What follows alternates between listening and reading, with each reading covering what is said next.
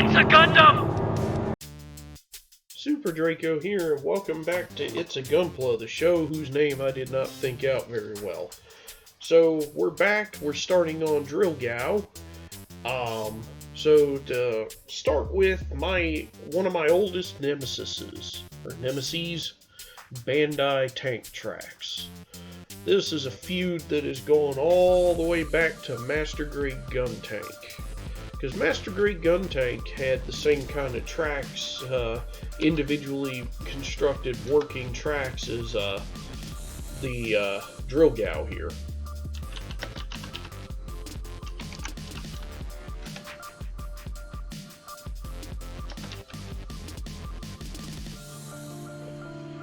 And to put it in perspective, the Master Grade Gun Tank came out in 2009.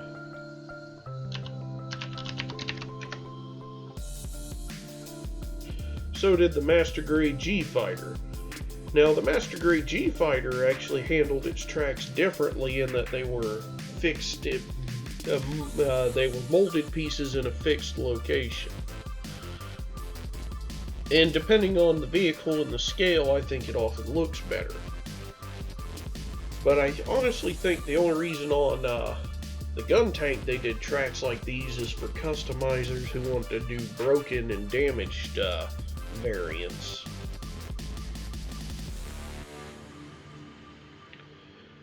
So, this is all there is. You're supposed to basically build these like 5 link segments and then mount so many of them together for each Gao machine.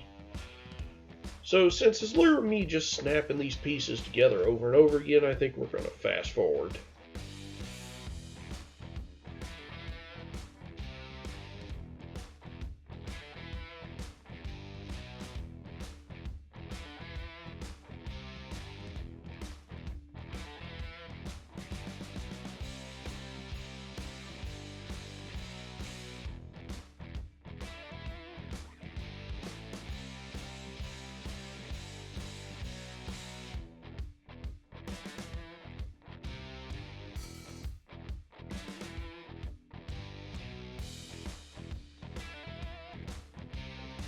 Anyhow, so now that we've got all the small segments built, we're going to link them into bigger statements.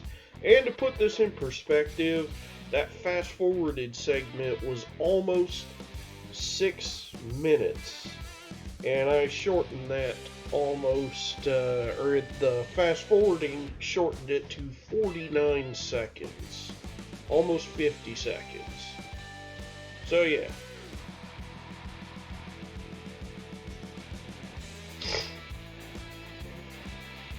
Now, Drill Gao is probably one of the longer and more involved parts of this build, so it's going to be in 2 parts. Now, obviously, because the tracks mount to this, you're going to have a gap in the middle that you want the spine on the tracks to go into.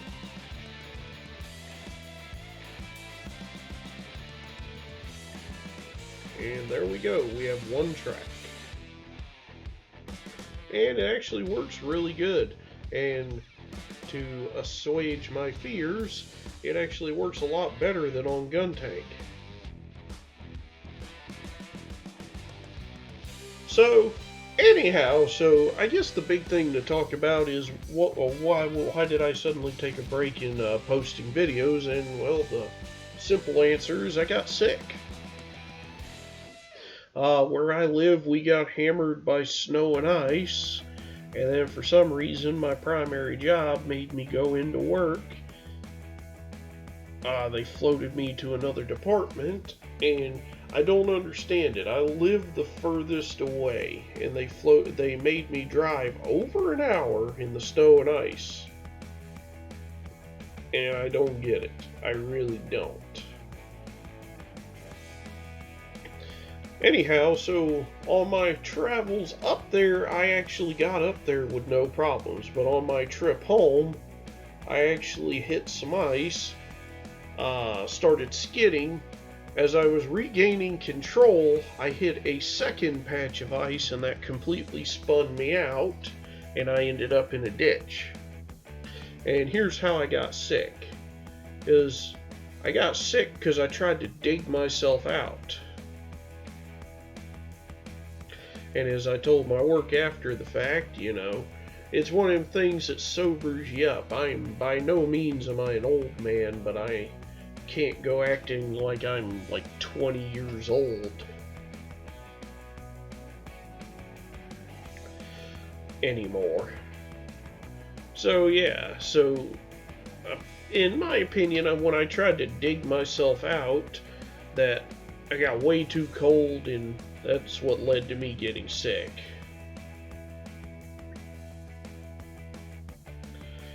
So, developed a fever. It started with a sore throat. I actually had a sore throat that night I was working, and by the time I got home, because a Good Samaritan who had a road grader actually pulled me out and back onto the road.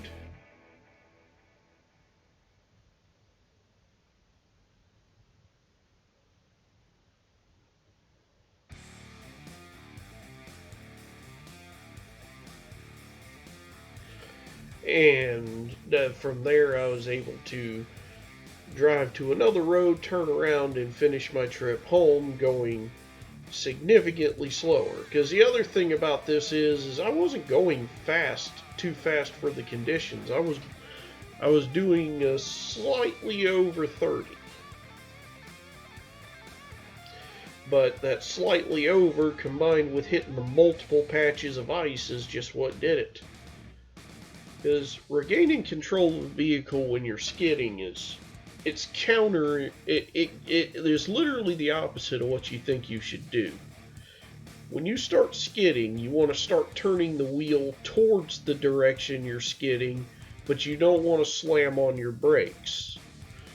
It's only once you've regained traction that you then want to start turning the wheel against the direction you were skidding and get straight again. At least that's how my dad taught me. And like I said, it worked on my trip to work because I hit about 3 patches of ice. I skidded on 2 and regained control, but on my trip home, I just hit those multiple patches in a row, and that was the end for me. Also doesn't help that I need new tires. But tires are expensive. The last time I replaced tires on my truck, it cost almost $1,000. Or, I'm sorry, $500. The time before that was $1,000 because I didn't realize how bad the dealership was ripping me off. So, anyhow, in the process of trying to dig myself out, I think that's where I made myself sick, Way too much time in the snow, inadequate, because I was wearing a coat, but I was still wearing my scrubs from work, because again, I work medical, so improperly protected against the cold, trying to dig myself out, acting like I'm a hotshot young man, and I think that's what did it. Now I sound like an old man when I say that. But anyhow, so I got sick, and that's what delayed the videos, because the first day wasn't too bad until I woke up and coughed until I started throwing up, and then after that, there wasn't any stopping it. So then, and then I had a fever of 100.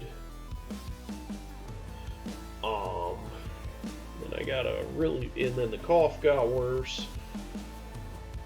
Next night I stopped throwing up, fever broke, but then I had an immense headache and sinus pressure, so now I'm just taking Mucinex until it gets better. And so I'm having to do these audio snippets while my voice holds up, because honestly I'm just sitting here bored.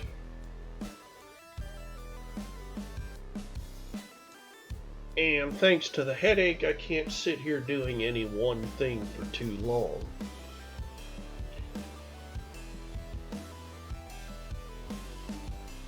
So, while while I'm talking to y'all, so I went ahead and posted Liner Gao's video without the background music I usually put on videos. If anyone feels like commenting, tell me, do you prefer the video with the background music or without it? So anyhow, as this build continues, we quickly is seeing just how complex Drill Gao is relatively compared to Liner Gao. And honestly, that's both a good and a bad thing. Complexity is good in aspect that it's unique and interesting, but complexity can also be bad if it's too complicated.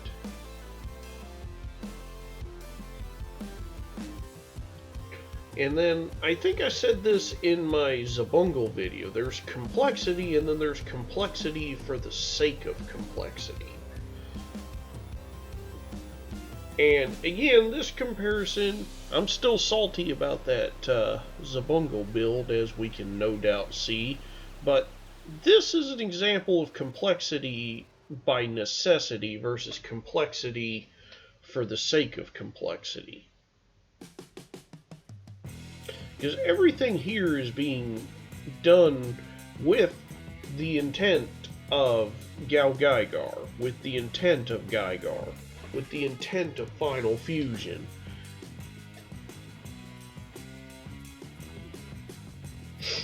With the intent of recreating stuff that was done on the show.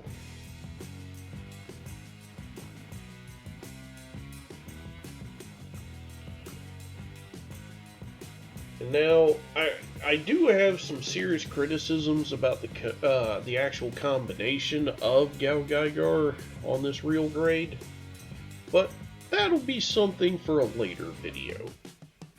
Because honestly, Drill Gao, despite its complexity, might have been my favorite part of the build. Like I said, Liner Gao was very satisfying, but I think Drill Gao was my favorite part. Now, I don't know when I'll be able to get more videos out of GaoGaiGar, because I have to go back to work, plus my voice is still not holding up very good.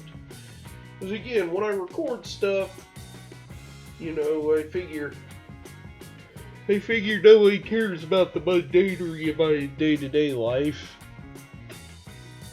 Because honestly, half of the audio would just be me yelling at Chloe to stop licking the floor. Because for some reason, that dog obsessively licks the floors in our house. And I'd kind of understand if it was like the kitchen or in front of the couch where we eat, but no, she licks the floor all over the place, and I don't get it. And I've been told it's a pug thing, but I don't know. It's very strange, but I guess that is kind of Chloe in a nutshell I have just described.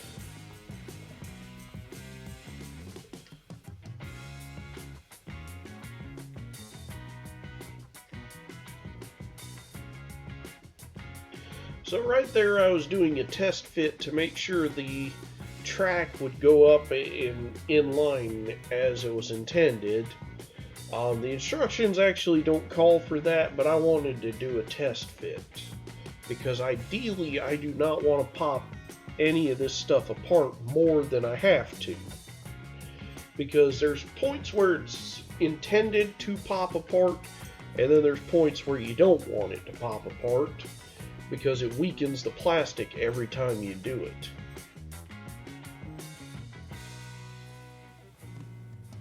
I actually had that same problem with the HMM Zoids. As much as I love that scale and the actual molding and design of the figures, or the models themselves, their longevity and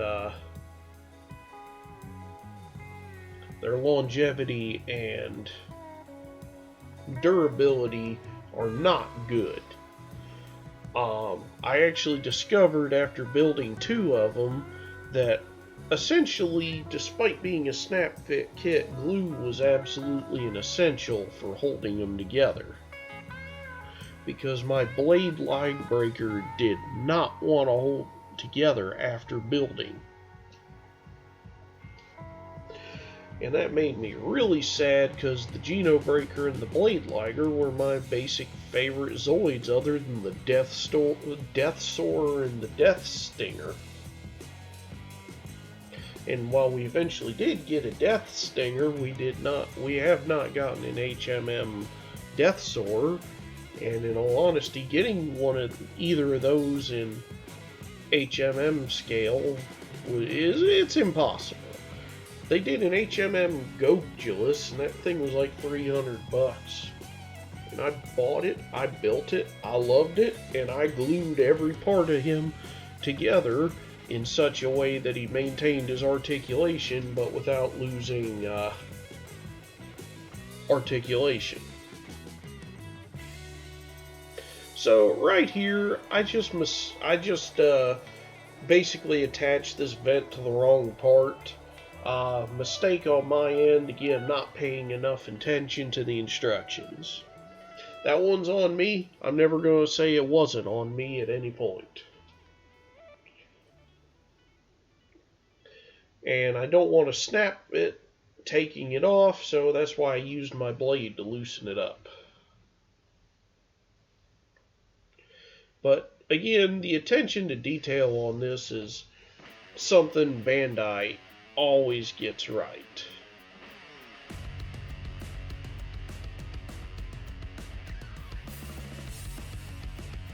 So as you can tell, this is the right. Well, depending on direction, this would be the left drill gow. But it makes GaoGaiGar's right leg.